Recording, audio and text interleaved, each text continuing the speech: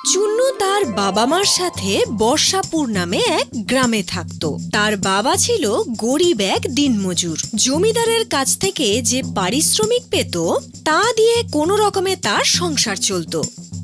এই অবস্থায় যদি অন্য কোনো খরচা করতে হতো তাদের মনে হতো যেন মাথায় পাহাড় ভেঙে পড়ল। প্রতি বছরের মতো এই বছরেও বৃষ্টি শুরু হয়েছিল। চুন্নু ছাতা ছাড়া কোনো রকমে স্কুলে পৌঁছলো, কিন্তু তার দেরি হয়ে গিয়েছিল। তাকে দেখা মাত্রই টিচার বললেন, এই যে ওখানেই দাঁড়াও। কতবার আমি তোমায় বলেছি বৃষ্টিতে ভিজে এভাবে আসবে না, সঙ্গে ছাতা রাখবে তুমি।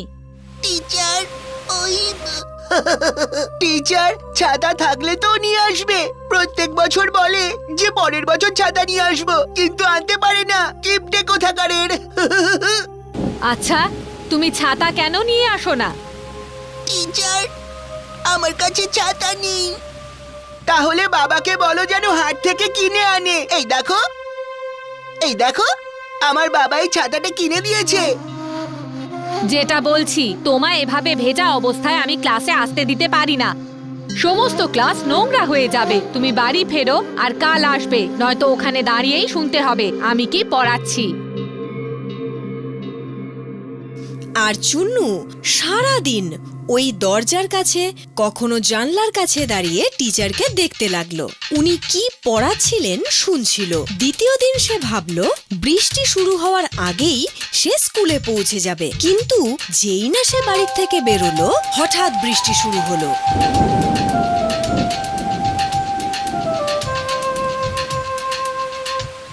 বাবা, আমাকে ছাতা কিনে দাও না।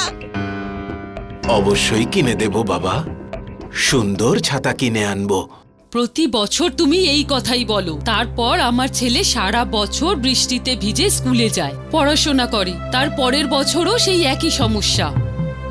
কি করব ফুলবতী, সারা বছরই তো পরিশ্রম করি, কিন্তু তাতে যা উপার্জন হয় তাতে দুবেলা খাবার জুটিয়ে আর কিছু কেনার মতো ক্ষমতা থাকে না। ক্ষমা করে দিস চুন্নু বাবা, আমি তোর জন্য একটা ছাতা পর্যন্ত কিনে আনতে পারছি না। কষ্ট পেও না বাবা, আমি যেতে পারবো।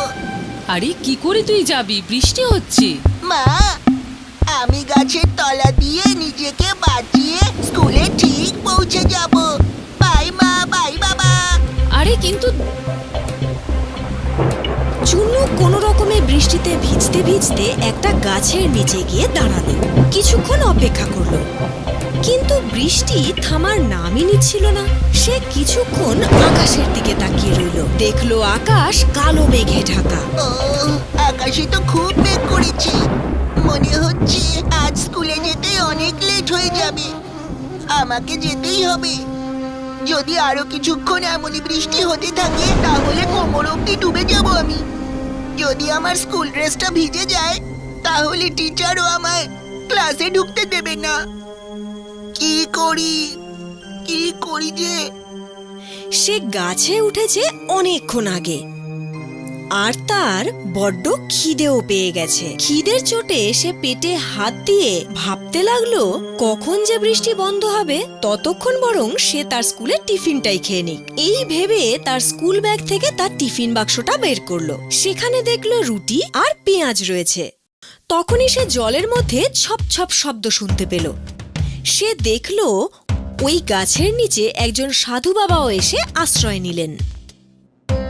চুন্নু ওনাকে দেখল, তারপর খিদের চোটে রুটি আর পেঁয়াজের টুকরো নিয়ে মুখে পুরল। সাধু বাবা তাকে খেতে দেখল। চুন্নু আবার খাবারের টুকরো নিয়ে যেই না মুখে পুরল, দেখল সাধু বাবা তাকে দেখছে। ও তৃতীয়বার যখন আবার খাবার মুখে পুরল, সাধু তখনও তাকে দেখছিল। সাধু তার দিকে তাকিয়ে আছে এই দেখে চুন্নু তাকে বলল, বাবা, খাবেন? সাধু বাবাকে কিছু খাওয়ালে তোমার কল্যাণ হবে পুত্র। আজ সারাদিন বৃষ্টির কারণে কোনো ভিক্ষা জোটেনি। অল্প কিছু কেন খাওয়াবো?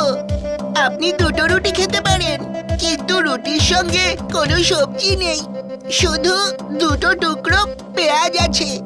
যখন খুব খিদে পায় তখন যে কোনো খাবারই অমৃত মনে হয় পুত্র। এই নিন।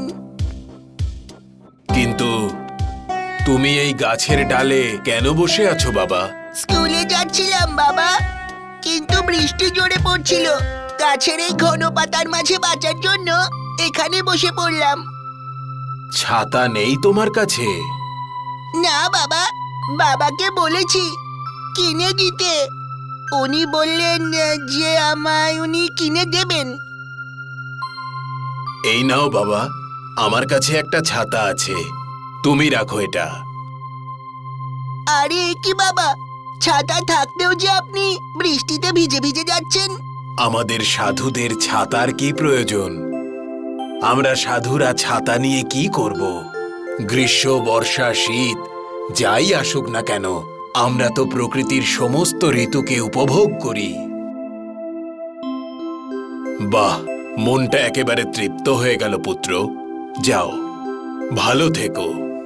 এই বলে সাধু সেখান থেকে চলে গেল। তার যাওয়ার পর চুন্নু গাছ থেকে নামলো আর ছাতা খুলে স্কুলে গেল। স্কুলের সবাই তাকে এত সুন্দর ছাতা নিয়ে আসতে দেখে অবাক হয়ে গেল। আরে তুমি ছাতা থাকা সত্ত্বেও এত দেরি করে এলে? এখন তো স্কুল শেষ হওয়ার টাইম হয়ে এসেছে। কাল থেকে আর দেরি হবে না টিচার। এই তো আমি একটা ছাতা পেয়ে গেছি। নিশ্চয়ই এই ছাতাটাও চুরি করেছে। গাব্বু, সবাই বাইরে আসার পর দেখলো বাইরে খুব জোরে হাওয়া বইছে। আর ঠিক তারপরেই হঠাৎ বৃষ্টি শুরু হয়ে গেল। এই দেখে সব বাচ্চারা নিজের নিজের ছাতা খুলল। দুটো তিনটে বাচ্চার কাছে ছাতা ছিল না। এই দেখে গপ্পু আর তার বন্ধুরা নিজেদের ছাতা খুলে তাদের দিকে তাকিয়ে হাসতে লাগলো। তখন চুন্নু এসে তার ছাতা খুলল আর সেই দুটো তিনটে বাচ্চাকে বলল, চলে এসো, তোমরা তিনজনও চলে এসো। আরে আমরা তিনজন যদি যাই তাহলে এত ছোট ছাতায় আটবে কি করে?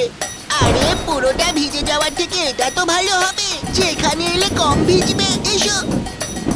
দেখো, দেখতে পাচ্ছিস আমরা চারজনই ভিজছি না? হ্যাঁ ভাই, তোর ছাতাটা তো দেখছি বেশ বড়। ওদের ছাতাগুলো দেখছি কাকের মতো হয়ে গেছে। গাপ্পু, চলে এসো, আমার ছাতার তলায় চলে এসো, বৃষ্টি জোরে শুরু হয়েছে। হ্যাঁ হ্যাঁ, আমি আসবো, আমি আসবো, আমি আমি আমি আসবো, আমি আমি আমি আসবো। আরে ও তো আমাকে ডেকেছে। আর গপ্পু তারই বন্ধুদের ধাক্কা দিয়ে চুন্নুর ছাতার নিচে ঢুকে পড়ল। যেই না চুন্নুর ছাতার নিচে ঢুকলো, ছাতাটা আবার একটু বড় হয়ে গেল। আর তখন বাকি বন্ধুরাও এসে ছাতার নিচে ঢুকে পড়ল আর ছাতা আরো একটু বড় হয়ে গেল। সবাই তার নিচে সুরক্ষিত ছিল। সবাই গ্রামের দিকে রওনা দিল। পথে যেতে যেতে একে একে অনেক লোক জড়ো হলো। তারাও চুন্নুর ছাতার নিচে ঢুকে পড়ল। আর ধীরে ধীরে ছাতা এত বড় হয়ে গেল যেন মনে হলো চুন্নু চুন্নু নয়, যেন কৃষ্ণ ভগবান, যিনি গোবর্ধন পর্বত তুলে তাদের সাথে হাঁটছেন। জমিদার বাবু, আপনি এখানে আমাকেই ডেকে পাঠাতেন? কোনো কাজ?